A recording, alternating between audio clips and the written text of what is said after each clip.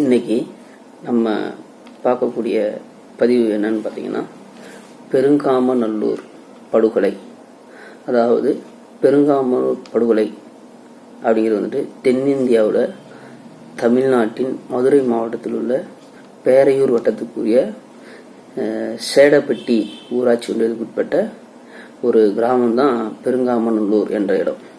இங்கே 1920 ஏப்ரல் 3 தேதி ஆங்கிலேய அரசு நடத்திய துப்பாக்கிச்சூடு தான் இந்த பெருங்காமநல்லூர் படுகொலை.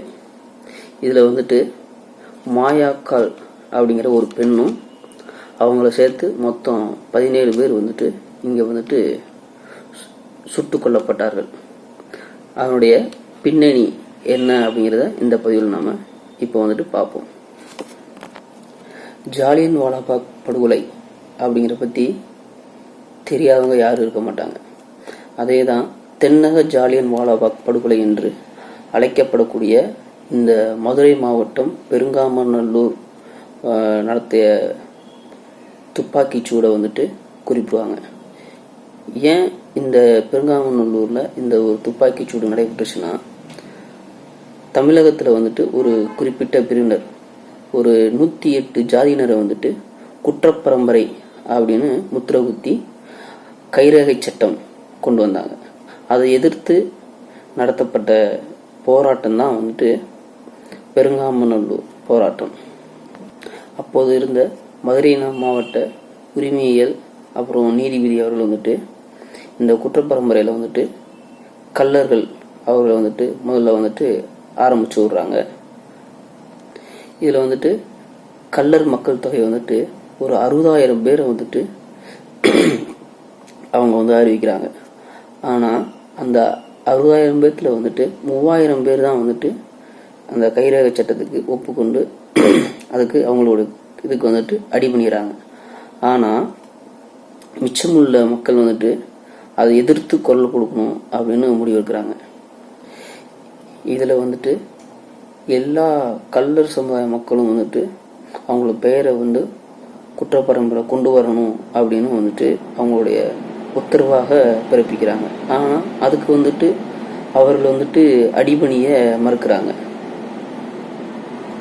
அதே போலதான் பிரமலை கள்ளர்கள் அதிகம் வாழக்கூடிய மக்கள் பகுதியில் முதல்ல அவங்கள அடிபணிய வைக்கணும் அப்படின்னு போகும்போது அப்போதான் இந்த பெருங்காமநாயக்கனூர் கிராமத்தை தேர்ந்தெடுக்காங்க. அங்க அங்க உள்ள அந்த கள்ளர் சமுதாய மக்கள் அந்த சட்டத்துக்கு அடிபணிய மறுக்கிறாங்க. 1920 மார்ச் 2 தேதி அந்த கிராமத்துல கைரேகை சட்ட அதிகாரிகள் அங்க போய் முகாமிடுறாங்க. அப்படிங்கிற அங்க உள்ள கிராமத்தில் உள்ள ஊர் தலைவர்கள் செல்வந்தர்கள் எல்லாரும் போய் அவங்க கிட்ட ஒரு கோரிக்கை சொல்றாங்க. கள்ளர்கள் எல்லாரும் விவசாயிகள், அவர்கள் ஒன்றும் தீவிரவாதிகள் அல்ல, காட்டுமிராண்டிகள் அல்ல அப்படின்னு சொல்றாங்க. எனவே நீங்கள் எங்களுடைய கிராமத்தை விட்டு செல்லுமாறு கேட்டுக்கொள்றாங்க. அதுக்கப்புறம் மதுரை மாவட்டத்தில் உள்ள கலெக்டரையும் போய் அணுகி அங்கேயும் அவங்களுடைய கோரிக்கையை வைக்கிறாங்க. மார்ச் 29 தேதி மதுரை மாவட்ட உரிமையியல் நீதிபதி 1920 ஏப்ரல் 2 மற்றும் 3 தேதியில் காலை 11 மணிக்கு பதிவு செய்வதற்காக தனித்துணை ஆட்சியர் முன் ஆஜராக வேண்டும் அப்படின்னு உத்தரவுகிறார்.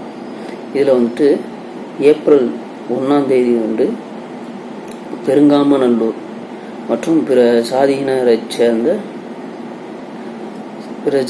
சேர்ந்த மக்கள் அங்க உள்ள பெருங்காமநல்லூர் கோயில்ல எல்லாரும் கூடுறாங்க. ஆயுதங்களை கொண்டு நம்மை அடிபணிய வைக்க ஆங்கிலேய அரசு நினைக்கிறது. நிரபராதிகளை குற்றவாளிகளாக சித்தரித்து காவல் நிலையத்தில் கைரேகை பதிய செய்வது நமக்கு பெரிய அவமானம். இதற்கு நம்ம அடிபணியக்கூடாது. அனைத்து மக்களையும் ஒன்றாக போராடுவோம் என்று முடிவு செய்கிறார்கள். தலைவர்களுக்கும் போலீஸார்களுக்கும் வருவாய் அதிகாரிகளுக்கும் இடையில வந்துட்டு ஒரு பேச்சுவார்த்தை நடக்குது. அது வந்துட்டு பயனளிக்காமலும் போயிடுது. அதனால் வந்துட்டு மக்கள் மேலும் வந்துட்டு ஆத்திரமடைகிறாங்க. போலீஸார் வந்துட்டு மக்கள் போராட்டத்துக்கு வந்துட்டு செவிசாய்க்காமல் இருந்தாங்க. அதனால் வந்துட்டு மக்களை நோக்கி வந்துட்டு போலீஸார் வந்துட்டு முன்னகர தொடங்கினாங்க. மக்களுக்கு வந்துட்டு போர்க்குரலை அடக்க துணைந்த துணை கலெக்டர் வந்துட்டு மக்கள் மீது வந்துட்டு துப்பாக்கி சூடு நடத்த வந்துட்டு உத்தரவுறாரு. காவலர்களும் வந்துட்டு துப்பாக்கி சூடு நடத்த ஆரம்பிக்காங்க. துப்பாக்கி சூடு நடத்தக்கூடிய போலீஸாரை வந்துட்டு எதிர்த்து இளைஞர்கள் வந்துட்டு சீறி பாய்ந்து போய் பிரிட்டிஷ் படையினர் வந்துட்டு எதிர்கொண்டு தாக்க ஆரம்பிக்கிறாங்க. அந்த பிரிட்டிஷ்காரனுடைய துப்பாக்கி வந்துட்டு 17 பேரை வந்துட்டு உயிர்காவு வந்துட்டு வாங்குது. அதில் வந்துட்டு வீரமரணம் அடைந்த மாயாண்டி தேவர் என்ற நொச்சினி மாயாண்டி தேவர், குள்ளன்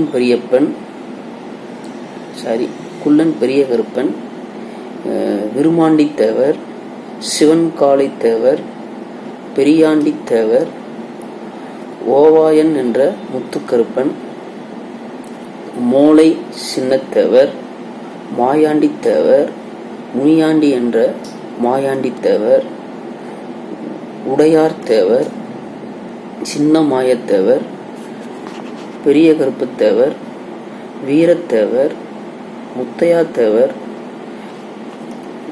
அப்புறம் வீரத்தேவர் ஆகிய 16 பேருடைய உடல்களை வந்துட்டு ஒரு கட்ட வண்டியில் கட்டி ஏற்றி உசிலம்பட்டிக்கு அருகில் உள்ள ஒரு ஆற்றங்கரையில் வந்துட்டு ஒரே குழியில் வந்துட்டு புதைத்தனர். இந்த துப்பாக்கி சூட்டினுடைய போது வந்துட்டு போராடிய மக்களுக்கு வந்துட்டு தண்ணீர் எடுத்து கொடுத்ததற்காக வந்துட்டு தான் வந்துட்டு மாயாக்கால் என்ற பெண்மணியை வந்துட்டு காவலர்கள் வந்துட்டு தாக்கி துப்பாக்கியின் கத்தியால் வந்துட்டு குத்தி கொலை செய்தனர். இவ்வாறான காட்டுமிராண்டி துப்பாக்கி சூட்டில் வந்துட்டு அப்பொழுது நிலை உழைந்து சிதறி ஓடிய மக்களை வந்துட்டு ஒரு 200 பேரை வந்துட்டு கைகளையும் கால்களையும் வந்துட்டு சங்கிலியாக கட்டி அவர்கள் 20 கிலோமீட்டர் தூரத்துக்கு வந்துட்டு உள்ள திருமங்கலம் நீதிமன்றத்துக்கு வந்துட்டு நடக்க வைத்தே வந்துட்டு ஆடு மாடுகளை போல வந்துட்டு திருமங்கலத்தில் உள்ள நீதிமன்றத்தில் வந்துட்டு ஆஜர்படுத்துகிறாங்க பிரிட்டிஷ் படையினர். இந்த பெருங்காமநல்லூர் கிராமத்தில் நடந்த இந்த படுகொலையானது வந்துட்டு இங்கிலாந்தில் உள்ள பாராளுமன்றத்தில் வந்துட்டு எதிரொலிக்குது. அப்பாவி மக்கள் மீது துப்பாக்கி சூடு நடத்தியது வந்துட்டு ஏற்க முடியாத ஒன்று. அப்பகுதி மக்கள் கல்வி, சமூகம், பொருளாதார மேம்பாட்டுக்கு நிதி ஒதுக்கி நிவாரணம் வழங்க வேண்டும் என்று பாராளுமன்றத்தில் வந்து அறிவுறுத்தின பேரில் வந்துட்டு கல்லர் சமுதாய சீரமைப்பு என தனியே ஒரு துறையை வந்துட்டு உருவாக்கி நலத்திட்டங்களை தொடங்கி வைக்க ஆங்கிலேய அரசு வந்துட்டு வலியுறுத்தது. அந்த படுகொலையில் வந்துட்டு உயிரிழந்தவர்களுக்கு வந்துட்டு உயிர் தியாகம் செய்தவர்களுக்கு வந்துட்டு அந்த ஊரில் உள்ள மக்களில் வந்துட்டு ஒரு 2 பேர் வந்துட்டு அவர்களுக்கு வந்து நினைவு தூண் எழுப்புறதுக்காக 6.25 சென்ட் அளவுக்கு இடம் கொடுத்து அன்பளிப்பாக கொடுத்து அங்கே வந்துட்டு அந்த படுகொலையில் வந்துட்டு இறந்தவர்களுடைய பெயர்களுடன் வந்துட்டு நினைவு தூண் எழுப்பி அவர்களுக்கு வீர வணக்கம் செய்யணும் அப்படின்னு வந்துட்டு ஒரு நல்ல நோக்கத்தில் வந்துட்டு அந்த இடத்த வந்துட்டு அர்ப்பணிச்சாங்க. இது போன்ற படுகொலைகள் இன்னல்களையும் அனுபவித்த நம் மக்களுக்கு வந்துட்டு குற்றப்பரம்பரையிலிருந்து விடுபடுவதற்காக அவர்களை தொடர்ந்து முத்துராமலிங்க தேவர் அவர்களும் வந்துட்டு போராடியது வந்துட்டு குறிப்பிடத்தக்கது. நன்றி, வணக்கம்.